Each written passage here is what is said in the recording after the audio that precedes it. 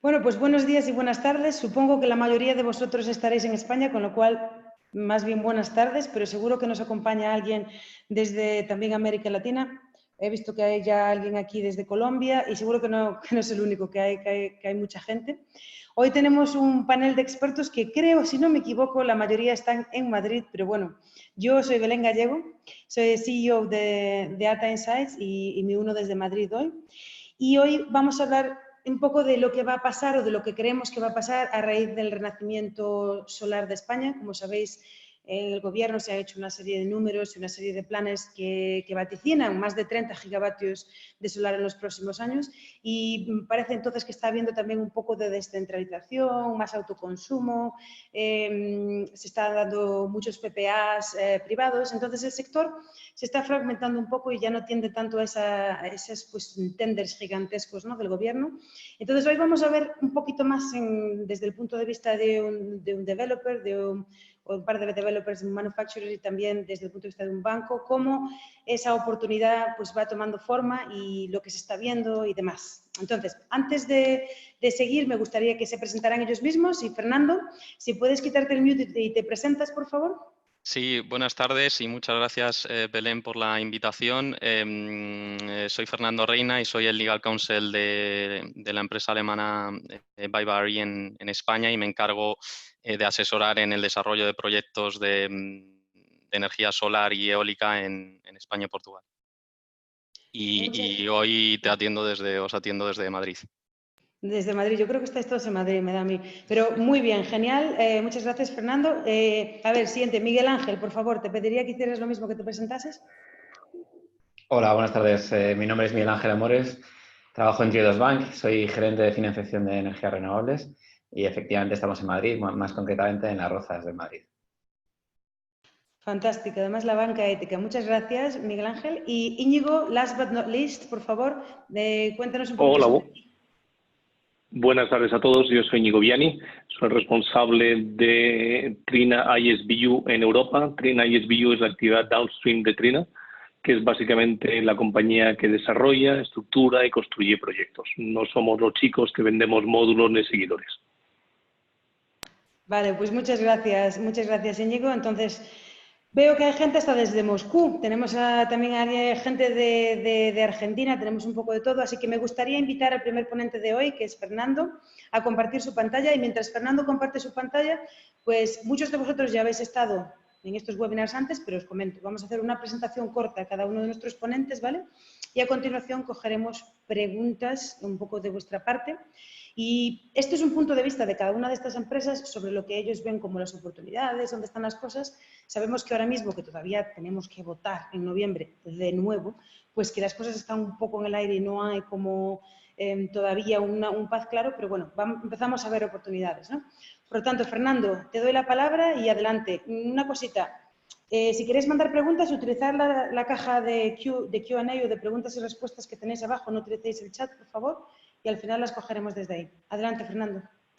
Bueno, pues muchas gracias, Belén. Y bueno, lo primero de todo es que lo que necesitamos para que renazca el sector un poco es un gobierno finalmente que sea capaz de sacar adelante muchas de los proyectos que tiene, ¿no?, y normativos.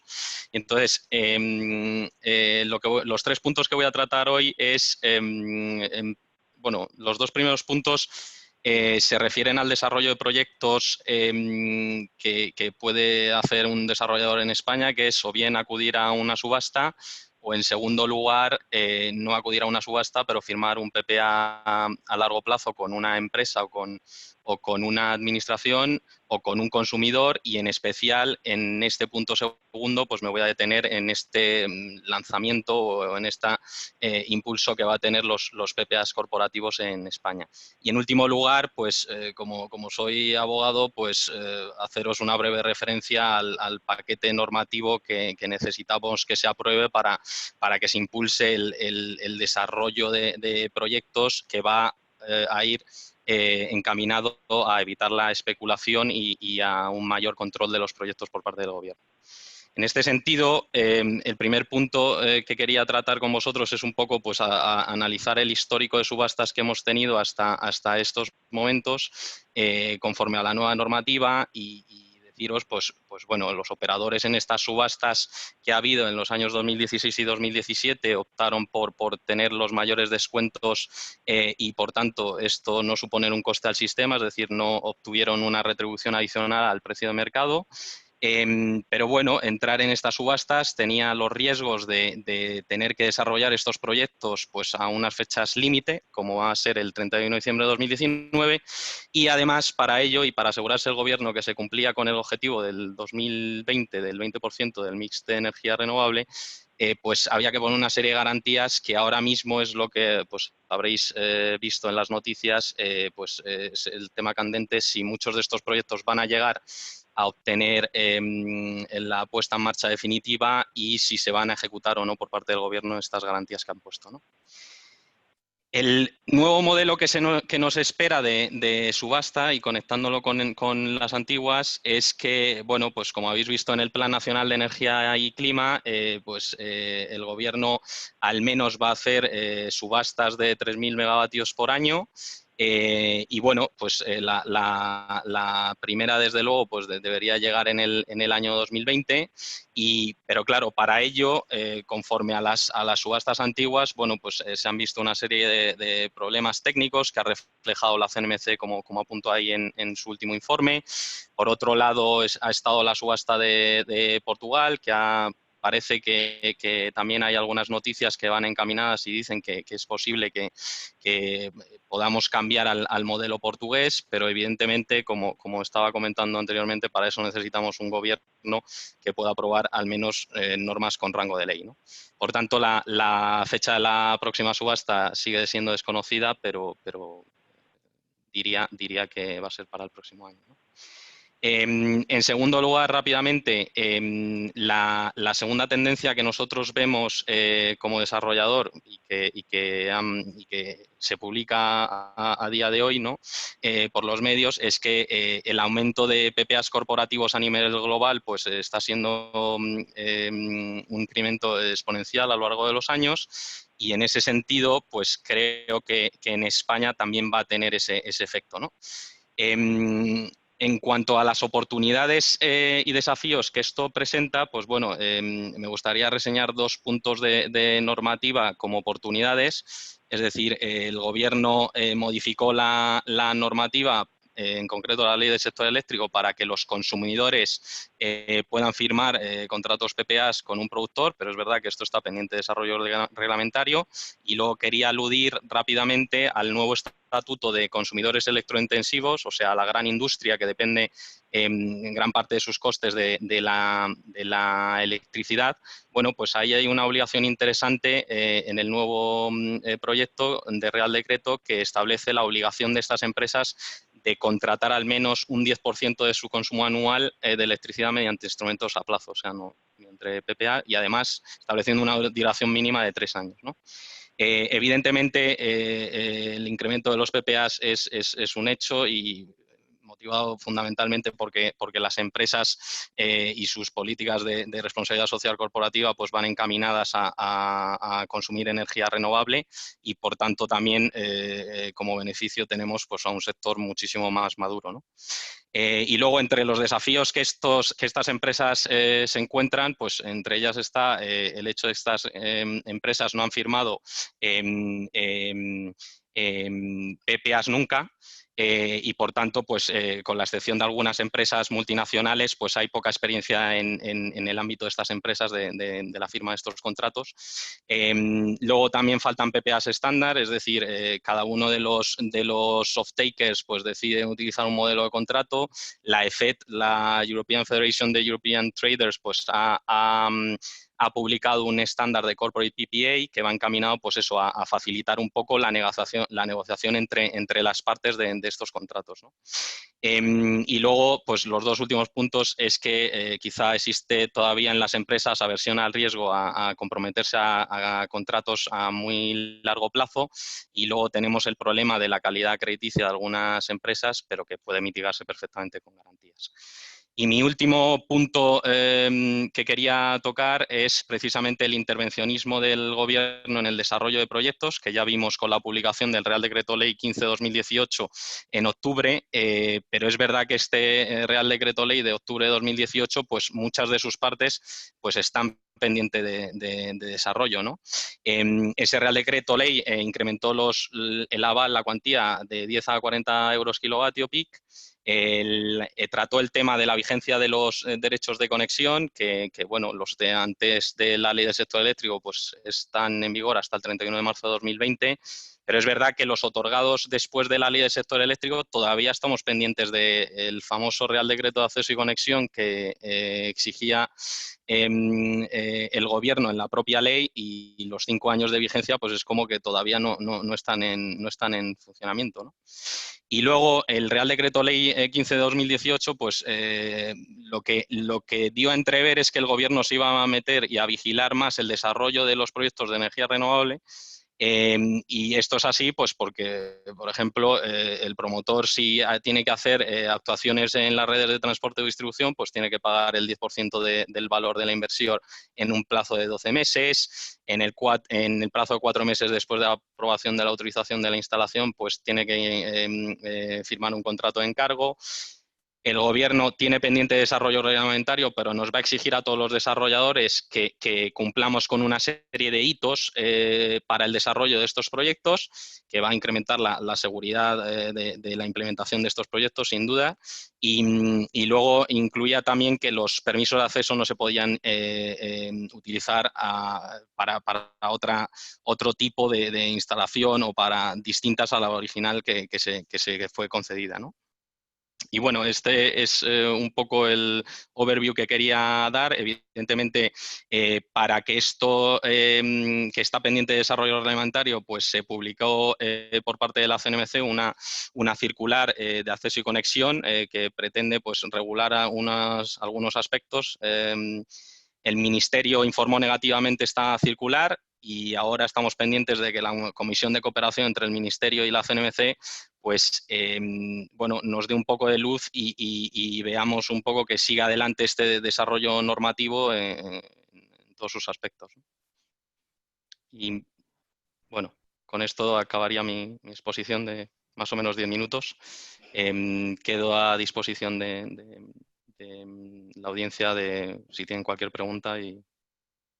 Muchas gracias, Fernando. La verdad es que es muy difícil todo lo que ha estado en 10 minutos, pero has hecho un muy buen trabajo.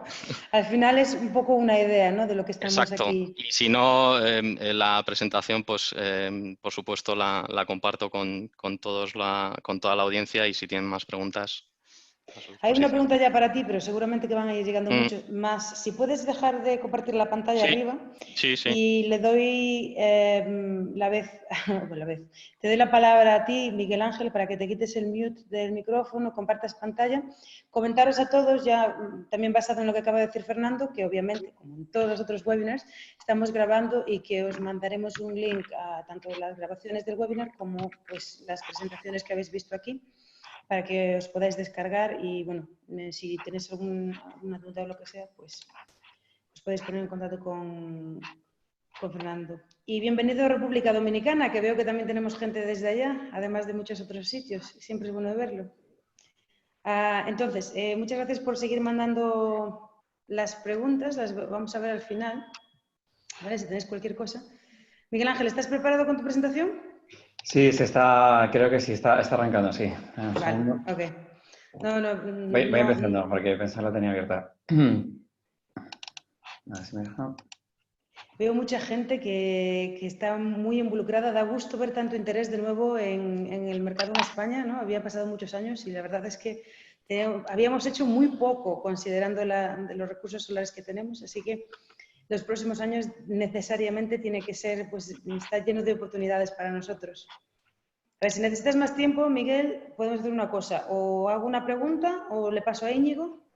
Pues dame un segundo, porque me está dando un problema, pero creo que lo voy a poder resolver en un segundo. Siempre hay problemas en directo. Ya está, pero ya está. Perfecto. Creo que sí. Perfecto, sí, funciona. ¿Puedes abrir eso en pantalla grande? Eso es. Ya, perfecto, pues adelante.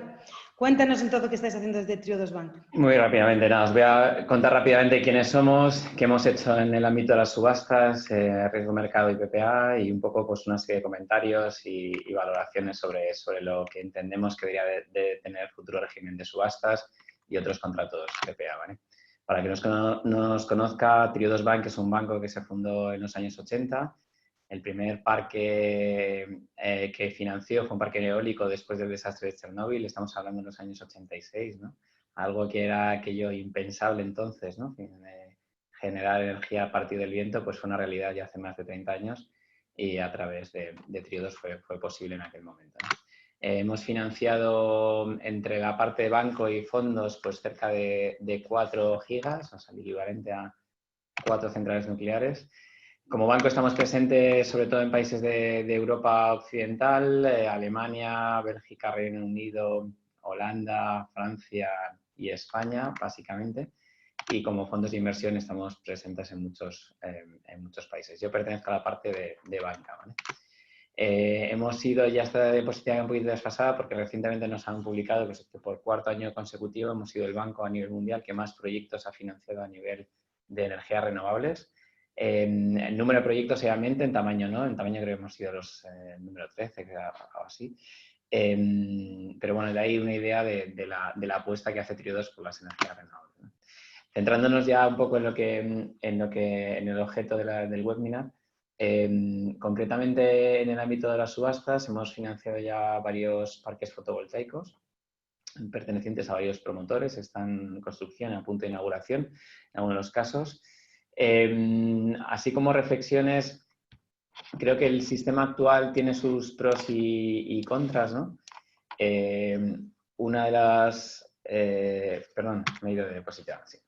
Una de las ventajas que tiene, ¿no? Es que, sobre todo ahora mismo, que el precio del mercado eléctrico está bastante elevado, el régimen actual de subastas pues, permite beneficiarte de esos elevados precios, ¿no?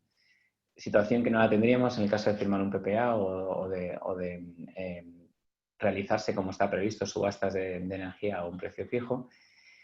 También proporciona, sobre todo en el caso de la fotovoltaica y de la segunda subasta de la eólica, pues un suelo hipotético que teóricamente pues, garantiza poder repagar el préstamo y recuperar al menos parcialmente la inversión, ¿no? Incluso en los escenarios más desfavorables.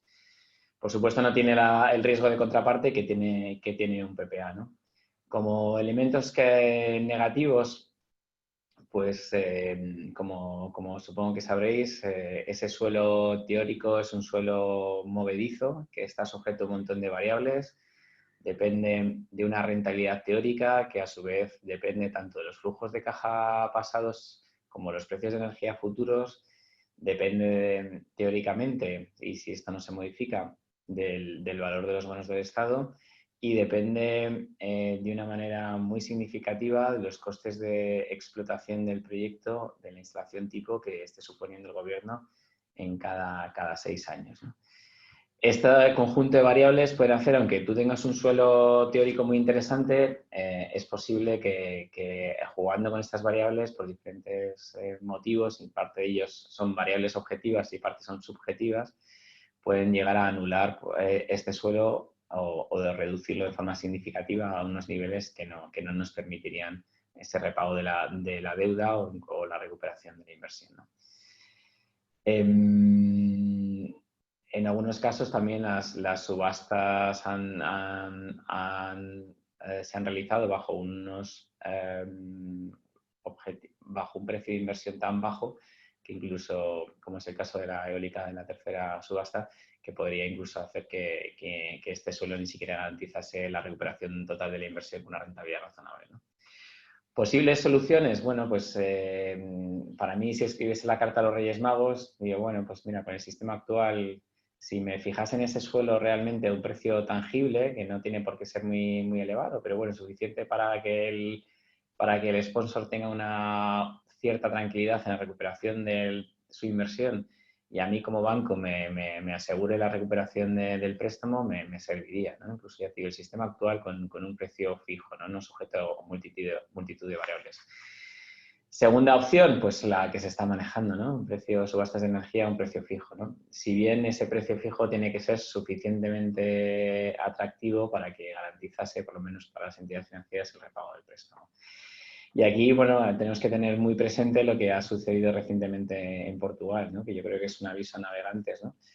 Tenemos que tener en cuenta que Portugal comparte con la España peninsular el mercado eléctrico y estamos en idénticas circunstancias, ¿no?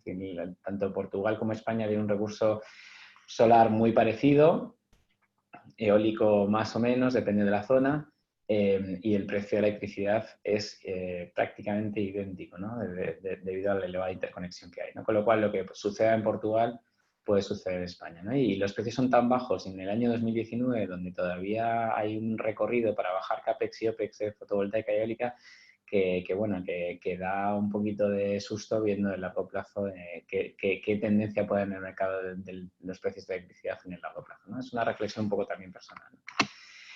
La otra opción, si no hay subasta, pues a día de hoy, obviamente, pues tendríamos la opción del PPA o asumir el riesgo de mercado, ¿no? De hecho, nosotros también, pues ejemplos de parques eólicos que hemos financiado a riesgo de mercado, ya hemos hecho 3 de diferentes potencias. Y aquí, como comentaba, ojo en el caso de riesgo de mercado con los precios a largo plazo, especialmente para instalaciones fotovoltaicas, en el caso de España. Aquí entra en juego el famoso el coeficiente de apuntamiento, ¿no? Para los que no estéis familiarizados, bueno, al final yo siempre digo, y sé que estas cosas en los foros no gustan, pero si tienen uno un poco la visión de largo plazo y las grandes magnitudes del mercado eléctrico, pues uno identifica potenciales riesgos, ¿no? Como sabéis, el borrador del plan de energías renovables estipula en torno a 30 gigas de nueva fotovoltaica y visto las solicitudes que hay y concesiones de puntos de conexión a red, es algo que potencialmente se podría conseguir sin demasiados problemas en largo plazo. Más teniendo en cuenta que el coste de inversión y explotación de planta fotovoltaica ha caído de forma espectacular en los últimos 10 años, ¿no? Ha caído más de un 90%, es decir, que con €1 de hoy en día podemos hacer lo mismo que hacíamos con 10 euros en el año 2008, ¿no?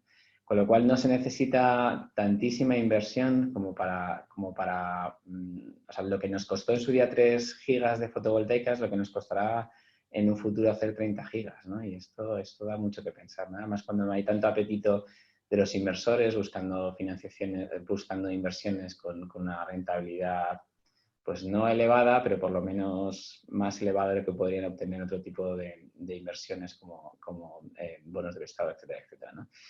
Entonces, sí que vemos que hay una tendencia y un potencial riesgo en el largo plazo sobre los precios de la electricidad, especialmente la fotovoltaica. Y digo fotovoltaica porque, como bien sabemos todos, el sol sale a la vez para todos. Todas las instalaciones fotovoltaicas, esos 30 gigas que serían capaces a día de hoy de cubrir prácticamente la totalidad de la demanda del sistema eléctrico, podría hacer que con las reglas actuales del mercado, en un sistema marginalista, pues el precio tendiese a ser muy bajito, ¿no? Digo potencialmente porque luego al final, obviamente a precio cero, demanda infinita, ¿no? Y es un tema puramente económico, entonces probablemente aparezcan sistemas de almacenamiento que a día de hoy no son económicamente viables, pero aparecerán porque podrían ser potencialmente muy rentables, ¿no? A lo que voy es que hay una incertidumbre en el largo plazo. Este riesgo en la eólica no es tan elevado porque al final, pues con un tema puramente de recurso, pues el viento sopla en la península ibérica en diferentes momentos del día, no se concentra en unas pocas horas y a la vez para todas las instalaciones, sino puede estar soplando en el norte y no en el sur, puede estar soplando por el día y no por la noche o al revés. O sea, no hay un riesgo de que todos los gigavatios futuros de eólica se conecten a la vez de la misma manera, ¿no? Una de las cosas que señalabais en el webinar no era el posible impacto de las interconexiones, ¿no? Futuras. Esto lo hemos hablado con diferentes asesores y hemos visto también lo que está previsto realmente y presupuestado para la construcción y lo que técnicamente es posible. De hecho, no se espera ni siquiera que la península ibérica alcance el objetivo de interconexión que establece la Unión Europea para 2030, que es un 15% de su potencial. Con lo cual, todo indica que la península ibérica seguirá siendo una isla energética en el medio plazo y quizás en el largo plazo, ¿no? Todo esto puede cambiar y, obviamente, pues cuanto más esas interconexiones sean más potentes, mayor capacidad habrá de vender esa energía, y ya dependerá de si el precio de la electricidad en el otro lado de los Pirineos es más barato o más caro, pues veremos hacia dónde son esas transferencias de energía eléctrica, ¿no? Respecto a los PPAs, como todo el mundo sabe, pues tiene la ventaja de una teórica estabilidad de precios, ¿no? Lo cual es muy interesante de cara a las financiaciones y, bueno, aquel perfil de inversor que busque una cierta seguridad, ¿no? Digo teórica porque luego tiene sus partes más débiles que ahora comentamos, ¿no? También hay un sistema de PPA que bueno, de alguna manera mitiga las posibles desventajas que tiene ahora mismo fijar un PPA a un precio fijo, que es, oye, pues contrato un PPA no a un precio fijo, sino contrato con un precio mínimo, lo cual me permitiría, pagando una prima anual, pues beneficiarme de los precios actualmente altos que hay en el mercado eléctrico, ¿no? Desventajas del PPA, pues también son muy obvias, ¿no? Tiene por una parte el riesgo de la contraparte, especialmente a largo plazo, y este riesgo es un riesgo significativo en la mayor parte de los off-takers, ¿no? Forma de compensarlo, porque al final, bueno, es exigir un investment grade en un off-taker es algo ideal, pero la realidad es que no hay suficiente mercado para que esos off-taker investment grade puedan cubrir una parte significativa de la demanda que pueda haber, ¿no? Entonces, ¿cuál es la forma que vemos más sencillita? Pues que puedan tener acceso a vales bancarios que de alguna manera que sean renovables anualmente y que puedan cancelarse y ejecutarse en caso de que el PPA se incumpla, ¿no? Ese importe del aval bancario iría destinado a amortización de deuda y con eso, pues bueno, pasaríamos de un escenario PPA a un escenario de riesgo de mercado, y al final es un juego de sensibilidades, ¿no? Desde el punto de vista de la financiación. Desde otra desventaja del PPA, pues como comentaba antes, si tú tienes un PPA a precio fijo, te estás perdiendo, ¿no? Precios elevados en el mercado eléctrico que se esperan en el corto y quizás medio plazo. Y a lo mejor en el largo plazo el precio del mercado eléctrico se hunde y tú tienes un PPA que quizás no sea puro papel mojado porque a lo mejor el off-taker no está o por lo que sea se ha roto ese contrato, ¿no? Entonces, tiene el riesgo de, oye, durante el corto o medio plazo me he perdido los años buenos, y en el largo plazo, que es cuando tiene valor de PPA, pues ya veremos si tiene valor o no ese PPA, ¿no? También hemos visto que inicialmente ha habido pues, PPAs con una duración baja, que para nosotros baja es menos de 7 años, y al final pues eso no te permite estructurar financiaciones salvo que sea un PPA con una duración corta que tenga un suelo. A su vez, hay que tener pues, muy presente temas muy legales como la cláusula de ruptura de precios, de cambio de ley, y también otro elemento muy importante en un PPA es el perfil de precios, y bueno, que se acuerda si es un precio fijo, si depende de la hora, qué porcentaje de la producción me absorbe el PPA, en fin, hay un montón de variables, ¿no? Nosotros en Triodos estamos estudiando varias financiaciones con PPA. Todavía no hemos llegado, siendo transparentes, a cerrar ninguna, pero bueno, esperamos dentro de poquito cerrar varias. Y poco más, encantado de luego de poder responder las dudas que puedan surgir. Muchísimas gracias, Miguel Ángel. Y a mí me quedan muchas preguntas a base de tu presentación, pero desde luego yo también me quedé pensando con el tema de Portugal, qué significa, pero exploraremos durante las preguntas. Si no te importa sacarla... Bueno, y Íñigo, te toca, ¿vale? Tenemos todavía tiempo, vamos bien de tiempo para hacer unas preguntas al final, pero si queréis ir respondiendo alguna por texto, pues también sin problema. Adelante, Íñigo. Pues, espera, ¿me oís? ¿Me oís bien, Belén? Sí, te oímos, sí, perfecto. Perfecto, vale. Buenas tardes a todos. Pues básicamente yo os voy a intentar explicar cómo veíamos nosotros España cuando empezamos a trabajar aquí hace 1 año y medio largo, ¿vale? Cómo hemos visto la evolución durante estos pasados 6 meses y si nos atrevemos a pronosticar hacia dónde acercarnos al futuro, pues un poquito nuestra visión, ¿no? Pues fundamentalmente, y antes de todo ello, un segundito, sí. Quería explicaros quiénes somos nosotros, ¿vale? Porque al final, cuando hablamos de Trina, somos conocidos por ser los chicos de los módulos, y unos módulos pues muy buenos, que llevan 20 años en el mercado, y al final, pues mira, nosotros no vendemos módulos de Trina, ¿vale? Nosotros lo que somos la plataforma de desarrollo de Trina, somos el brazo downstream de Trina, pertenecemos a una unidad que fundamenta su desarrollo en Estados Unidos, en LATAM, en Europa, Japón e incluso haciendo algún pinito en África, ¿vale? Entonces, básicamente lo que hacemos nosotros es desarrollamos, estructuramos financieramente y la parte del offtake, construimos la planta y nos la quedamos durante un tiempo, pero al final no somos una IPP, ¿vale? Entonces, Trina ISBU es básicamente el arma downstream de Trina. Entonces, Trina empezó su actividad en España pues hace 1 año y medio largo, ¿vale? No llega a 2 años, y empezó pues básicamente con estas previsiones, ¿no? Es decir, oye, pues España es un país que tiene ahora mismo, a fecha de hoy, pues como 8 gigavatios instalados de fotovoltaica, tuvo una parte un poco sexy en el año 2008 y posteriormente con retroactividades, pero que sí es verdad que si empezamos a mirar el mercado, un mercado libre, el mercado de PPAs, pues bueno, empiezas a balancear cuál es tu riesgo, ¿no? Pues dentro de ello, pues decimos, oye, pues España quiere instalar 30 gigavatios de viento y otros 22 de viento, 30 gigavatios de solar fotovoltaica y 22 de viento al escenario 2030. Y además con un escenario de incremento de la demanda de energía, pues prácticamente un 1%. Entonces, eso hace que todos los ingredientes estén para que empecemos a hacer nuestra actividad aquí, ¿vale? Entonces empezamos a desarrollar proyectos en España, empezamos a entrar y a mitad de este año pues nos encontramos esta foto que de repente hizo que se encendiesen todas las alarmas en muchos sitios, ¿vale? Básicamente, hoy España quiere instalar 30 gigavatios al horizonte 2030 y ahora mismo pues tenemos 150 gigas con petición de punto de conexión, ¿vale? Pero sí que es verdad que el mercado está caliente, que el mercado está booming, que el mercado, con las reglas actuales que nosotros conocemos, pues bueno, pues tiene sus concerns y hay que ver cómo lo vamos a hacer, ¿no? Pero también hay que ser pragmáticos.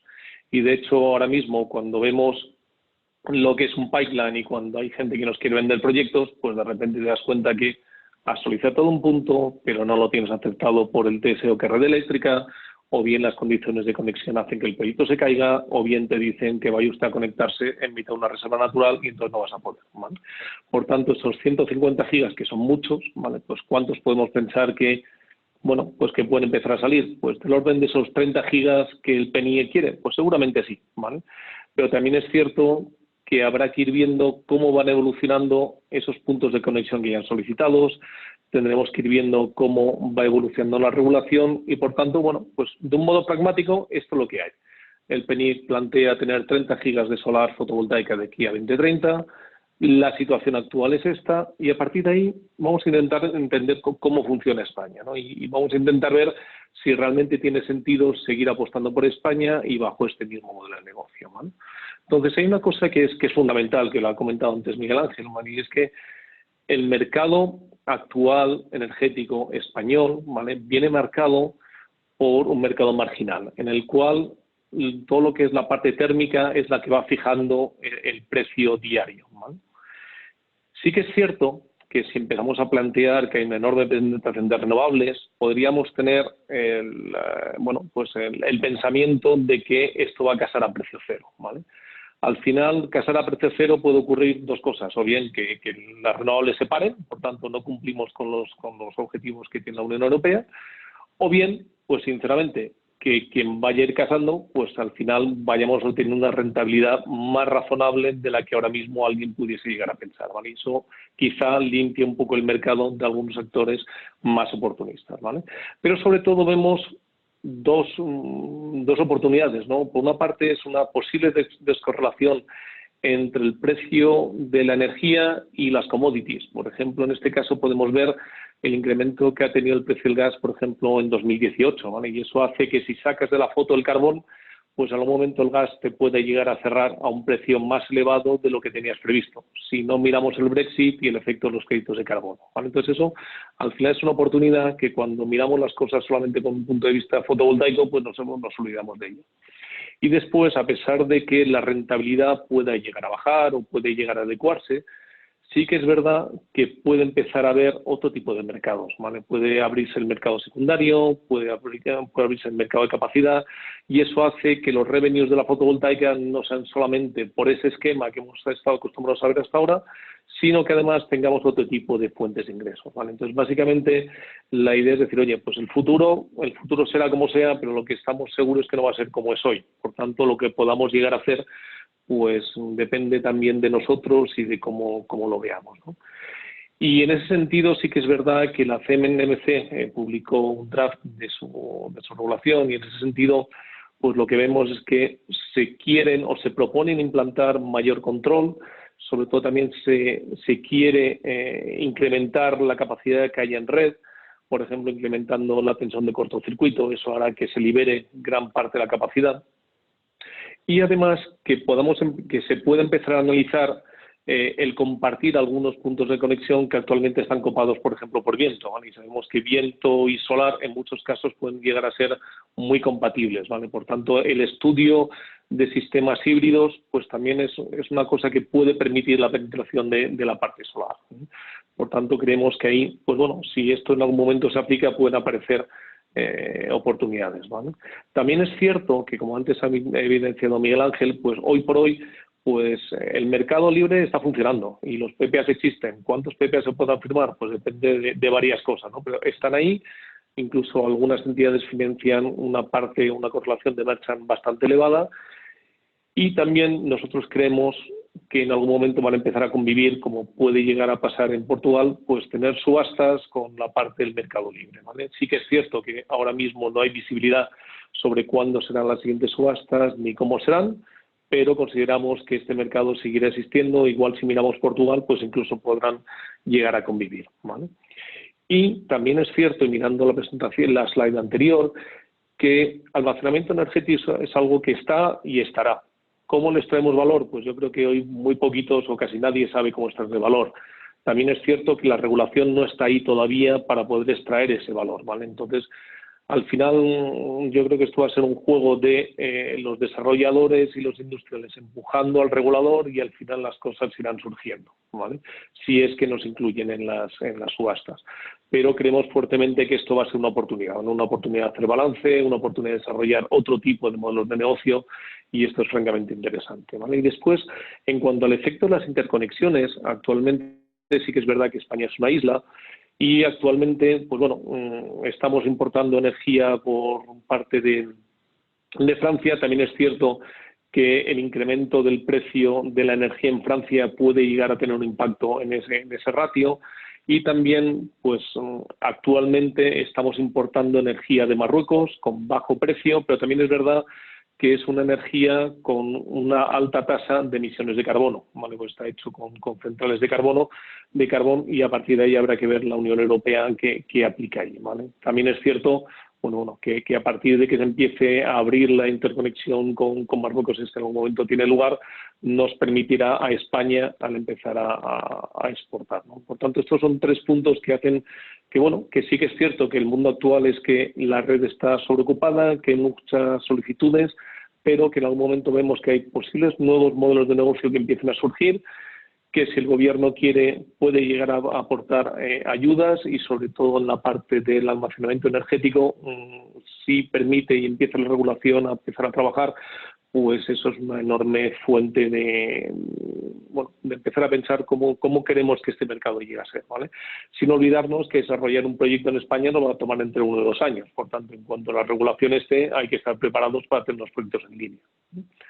Por tanto, como resumen de nuestra visión, pues lo que vemos es que hay una enorme oportunidad de 30 gigavatios a 2030, que la penetración de renovables hará que el mercado cambie. ¿Cómo será? Pues al final, hoy por hoy es un mercado marginal.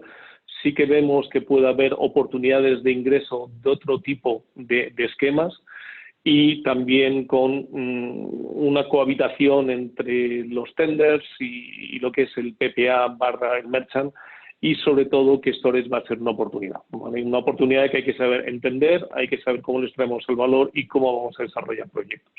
Porque sobre todo seguramente no sea un almacenamiento pegado a una fotovoltaica, sino que será algo diferente, y habrá que inventarlo igual que inventamos la fotovoltaica en España ahí por el año 2007. Y esto es básicamente la visión que tenemos nosotros en cuanto a quiénes somos, cómo veíamos España hace un año y medio, cómo vemos España ahora y cómo creemos nosotros que va a evolucionar España y, por tanto, que tiene sentido seguir desarrollando y, sobre todo, centrándose en algún tipo de proyectos en España. Pues muchas gracias, Íñigo. Hemos visto muchos puntos de vista aquí, muchas oportunidades que se están abriendo. En este caso no hemos hablado tanto de la parte de autoconsumo, que también es un mercado que se está desarrollando. A mí siempre me recuerda, cada vez que hablo de este tema, un poco el mercado, lo que está sucediendo en California, porque van por delante de nosotros un poco en la cantidad de renovables que tienen en el sistema. Y ahora está llegando un momento en el que están empezando a poner dinero para pagar por firmeza en el sistema, y creo que esto también es algo que en algún momento nosotros encontraremos aquí. Van hacia 100% renovables, pero la firmeza ahora es lo que están buscando. Y un poco viene al punto que hacías tú, Íñigo, de la necesidad del almacenamiento y de tener ahí sistemas, vamos, que evitan el curtailment, ¿no? O tener que apagar. Ok, tenemos con más o menos 10 minutos y vamos a empezar a hacer preguntas. Si os parece, chicos, os abrís los micrófonos y hacemos un rapid fire ahí a ver cuántas podemos ir respondiendo. Y voy a empezar así más o menos en una orden.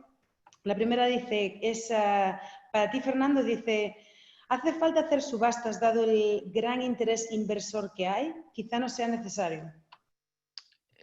Bueno, las últimas, nosotros desde Baiba lo que podemos decir es que en las últimas subastas de España no participamos y apostamos por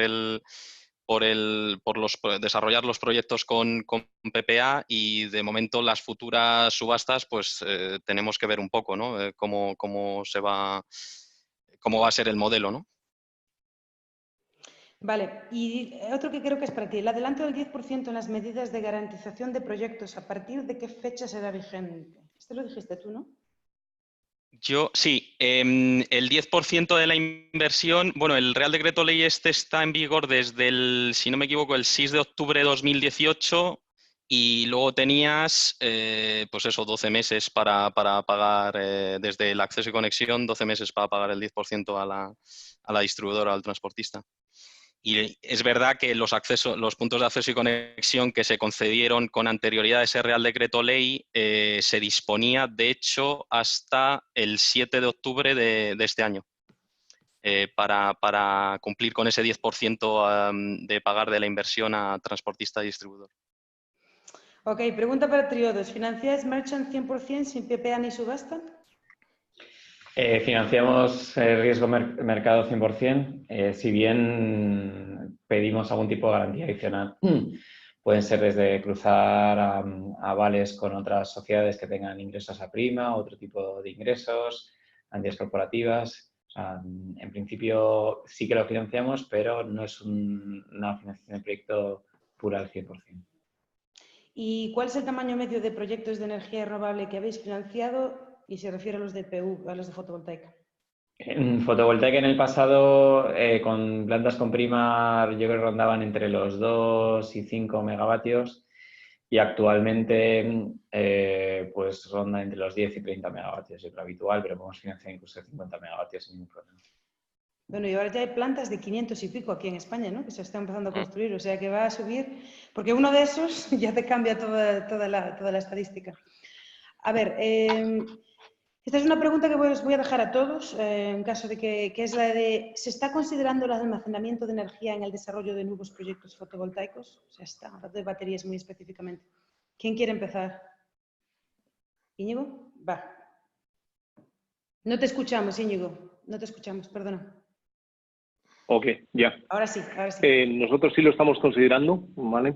Sí que es cierto que quizá en otro tipo de mercados, el mercado en Sur Europa, hoy por hoy depende muchísimo la regulación, ¿vale? Por tanto, lo que estamos haciendo es aprendiendo en otras regiones, y en cuanto el mercado esté preparado en España para empezar a hacerlo, lo haremos, ¿vale? Sí que es cierto que hoy por hoy en los desarrollos que tenemos, sí vamos dejando un hueco en algunas de las plantas para en algún momento incorporar fotovoltaica, si es que tiene sentido, ¿eh? Pero vamos, creemos que sí, vamos, que el storage tendrá su parte, pero sí que es cierto que hay que ver con qué modelo de negocio. Bueno, yo no estoy nada convencido de que sea una fotovoltaica pegado a una batería, ¿vale? O sea, es muy diferente. Interesante. Eso da de sí, ¿eh? Da de sí. A ver, Fernando, ¿quieres añadir algo?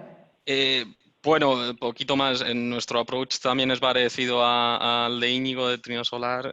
Pues eso, estamos analizando el almacenamiento en diversos mercados en los que participa Bybaree. Y aquí en España un poco a la expectativa de la normativa, ¿no? Y un poco el impulso del almacenamiento en España. Al menos a nivel de planta a gran escala. Claro que ahora no se sabe todavía, hay mucho en el aire. No sé si quieres Exacto. añadir algo, Miguel, o tengo un montón de preguntas para ti, así que te puedo hacer otra. Como quieras. Venga, va. ¿Cómo se está valorando el riesgo de cambios regulatorios retroactivos, como ha pasado en la industria de termosolar en el 2012 y los siguientes años? ¿Existe este riesgo de cara al futuro y cómo se protege el banco?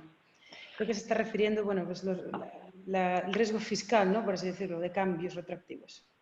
Sí, entiendo que es el riesgo normativo. Por las más experiencias previas, ahí hay que distinguir dos cosas. Las plantas que tienen prima, y ahí sí que están más afectadas por el riesgo de cambio normativo. No es el caso de las plantas nuevas, salvo en el caso de las plantas con subasta. En el caso de subasta sí que es cierto que les podría afectar en el suelo ese que comentábamos antes. Si bien para nosotros lo que hacemos como banco para protegernos es hacer diferentes escenarios y nos aseguramos que incluso en los escenarios más conservadores, incluso sin ese suelo, reestructurando la deuda se podría pagar el préstamo. Pero también hay que tener en cuenta que qué es lo que provoca el cambio normativo. Pues lo que provocó y podría provocar en el futuro es el déficit en el sistema eléctrico. No parece que vaya a existir un déficit tan significativo como hubo en el pasado, por dos motivos. Primero, porque las plantas nuevas no tienen prima, y segundo, porque en un escenario ahora mismo el sistema está casi equilibrado y luego la deuda se sigue reduciendo de forma significativa año tras año. Y además hay que tener en cuenta que si la tendencia del precio a largo plazo es bajar, pues habrá más margen para poder pagar peajes si fuera necesario. Con lo cual no vemos que sea un riesgo, el riesgo normativo sea un riesgo apreciable en largo plazo, y en cualquier caso, si así fuera, es algo gestionable en los escenarios que hacemos. ¿Y cómo dimensionas la deuda en un proyecto merchant? Bueno, es una pregunta un poquito técnica. Lo que se hace... Danos la respuesta de 30 segundos. Básicamente son utilizar diferentes escenarios de precio de electricidad que hemos obtenido a través de diferentes asesores de precio y mercado, y buscamos una serie de ratios de cobertura de servicio a la deuda en función de la tecnología, el régimen económico, es decir, si es PPA, si es subasta o si es mercado. Y básicamente, pues eso, contrastamos el flujo de la capacidad de pago frente a la deuda en el largo plazo. Hay un par de preguntas aquí, por lo menos. A ver, hay una muy específica para Íñigo que la voy a hacer. ¿Cómo puede participar la fotovoltaica en servicios auxiliares? Si quieres hacer esa pregunta después. Pues, bueno, nuestro punto de vista es que puede participar en la parte de gestión de desvíos, en regulación terciaria. Actualmente no lo hace porque, sinceramente, la fotovoltaica tiene más rentabilidad en el mercado diario, ¿vale? Actualmente no hay potencia habilitada fotovoltaica para gestión de desvíos y terciaria, ¿vale? Sí que es verdad que en el futuro creemos que sí. En un escenario de fuerte penetración de renovables, la flexibilidad de las renovables y su participación como proveedores de servicio de balance será un elemento clave en el futuro, ¿vale? Es decir, al final lo que creemos es que mediante agregadores, en un futuro no muy lejano, con fuerte integración de renovables en el sistema, tendremos que dar servicios de balance y ajuste, ¿vale? Es decir, que en el momento actual no sabemos capturar ese valor, pero creemos que eso va a ocurrir.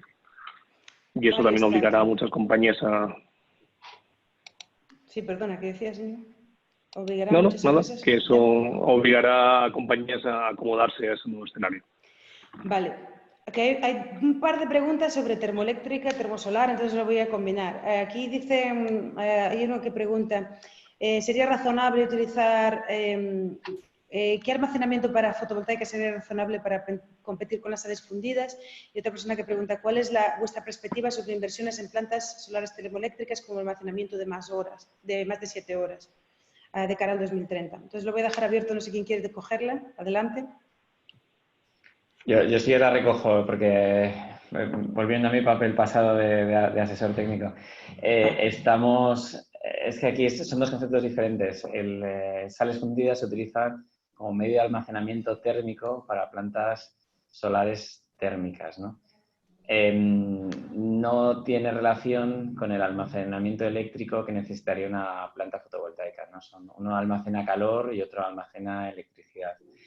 En cualquier caso, es que también es muy diferente. La capacidad de almacenamiento en sales fundidas es bueno, relativamente limitada y está pensado en una planta de 50 megas.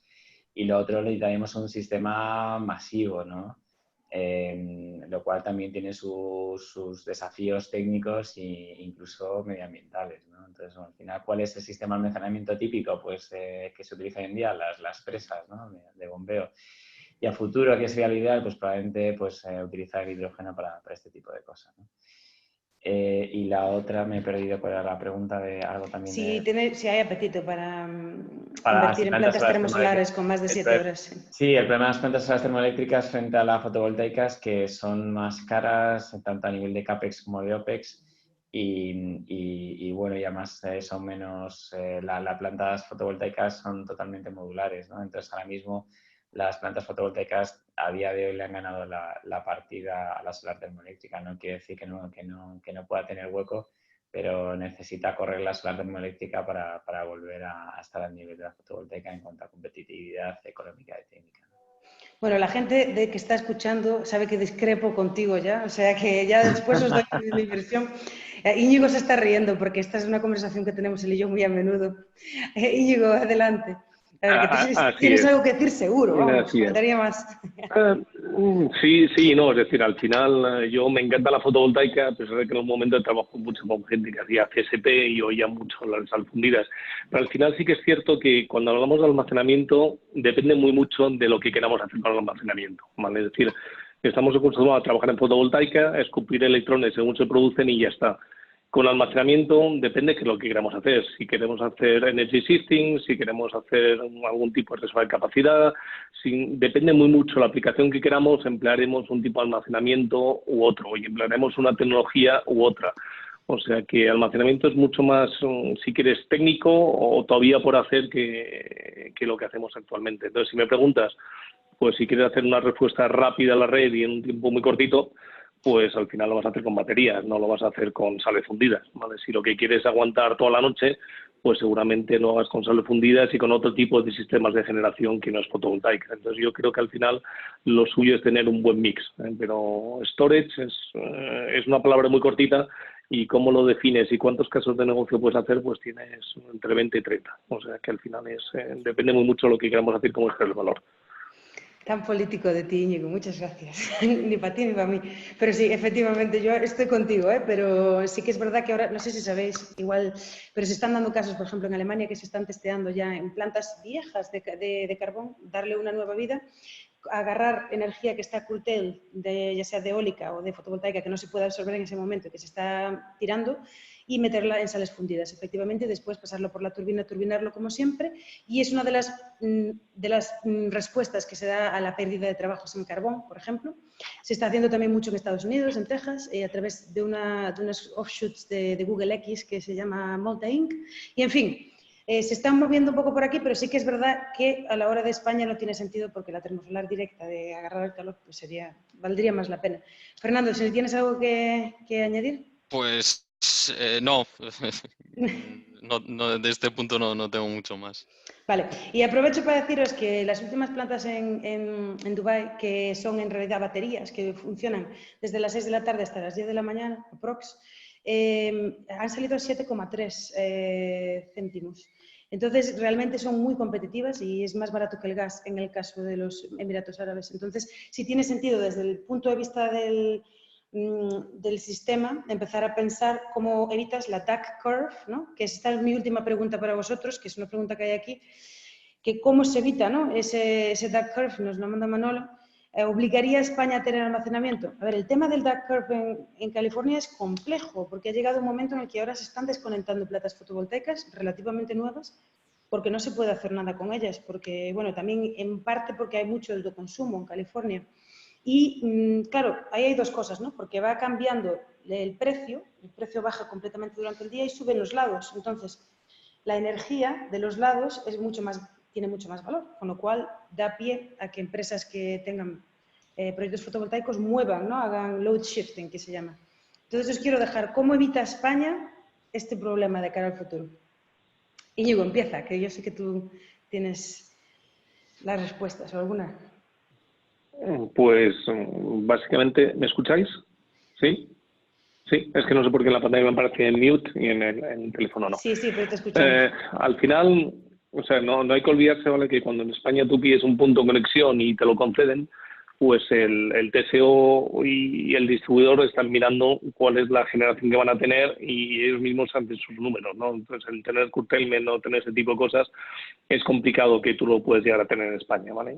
Lo que sí te puede ocurrir en España es que tengas precios negativos, como has tenido algunas horas en Alemania. Dicho eso, ¿la curva de Pato la puedes regular con un sistema de almacenamiento? Sí. ¿Qué te haría falta? Pues tener una regulación que te permita hacer load shifting en España, que hoy por hoy no podrías hacerlo si no me equivoco, ¿vale? Sí, bueno, os abro las preguntas a vosotros los dos. Sí, os abro la respuesta también a ti, a Fernando y a Miguel. Y sí, la amplío un poco. ¿Qué necesita suceder en España del 2030 hacia adelante? Porque España tiene entre los otros países de la Unión Europea, una cosa de 100% renovables al 2050. Entonces, ¿qué necesita pasar, ya sea en el mercado, a nivel técnico y a nivel estructural, para que eso se pueda llegar a cabo sin problemas? Fernando, a ver. Bueno, en el marco del desarrollo de proyectos, más o menos ya lo he indicado y algunas claves también las ha indicado Íñigo. Es decir, en algunos elementos necesitamos mayor regulación, es decir, para el desarrollo de proyectos necesitamos que se lleven a cabo todos aquellos que tengan acceso y conexión para llegar a estos objetivos que nos estamos poniendo en el plan nacional, ¿no? Y lo mismo ocurre con el almacenamiento. Si queremos que el almacenamiento tenga un crecimiento exponencial, pues lo mismo, tenemos que regular correctamente cómo y cuándo entra el almacenamiento y cómo entra a participar, por ejemplo, en los servicios auxiliares, y lo mismo con la fotovoltaica, ¿no? Y esto todavía pues está pendiente de desarrollo regulatorio, y para llegar a ese objetivo esto es lo que tiene que ocurrir, ¿no? Muchas gracias. Y la última palabra se la voy a dar a Miguel Ángel, que como financiador y como banco, al final es el que tiene la última palabra en todas estas cosas. Así que, a ver, danos tu perspectiva. No, para evitar la curva de Pato, realmente hay tres elementos con los que tenemos que jugar, ¿no? Uno es la flexibilidad de la demanda, es decir, si podemos desplazar la demanda desde esos puntos donde el precio está muy alto a los precios donde está más barato, que de forma natural ya se producirá porque estará mucho más barato consumirlo a esas horas, pues ya estamos un poco aplanando esa curva, ¿no? Si los consumidores electrointensivos, en vez de consumir por la noche, como hacen ahora, consumen a las horas al mediodía, cuando las plantas fotovoltaicas se están produciendo más de 30 gigas, ya estás aplanando la curva. Si por otra parte estás electrificando la demanda, por ejemplo, con el coche eléctrico, por ejemplo, muchos consumos térmicos en muchas industrias que ahora mismo consumen combustibles fósiles para producir calor, pues probablemente si el precio de electricidad está a 10 euros megawatt-hora, pasarán a directamente a utilizar la electricidad para esos consumos, ¿no? Con lo cual ahí también estás aplanando esa curva, ¿no? Y el tercer elemento es el propio almacenamiento, ¿no? Y como decía antes, ese es un tema un poco más técnico y económico, ¿no? A día de hoy, excepto en el caso de España, las presas reversibles, que es un sistema muy fácil y muy barato de almacenar energía en forma de agua en energía potencial, quitando ese sistema, los demás todavía tienen que afinar costes para ser competitivos, pero sin duda llegará. O sea, si el precio está muy barato a ciertas horas y muy caro a otras, y la propia demanda no lo regula eso, pues seguro que la oferta se autorregulará con el almacenamiento. Pero tiene que hacer un desarrollo tecnológico todavía. Me dejé yo en mute. Bueno, pues muchas gracias. Me gustaría agradecer a Fernando, a Íñigo y, por supuesto, a Miguel Ángel hoy por hablar aquí, compartir con nosotros su conocimiento. Y muchas gracias a toda la gente que también está en la audiencia. Esperamos veros en la siguiente, ¿vale? Gracias a todos y hasta la próxima. Muchas gracias. Hasta luego. Muchísimas gracias. Gracias. Chao.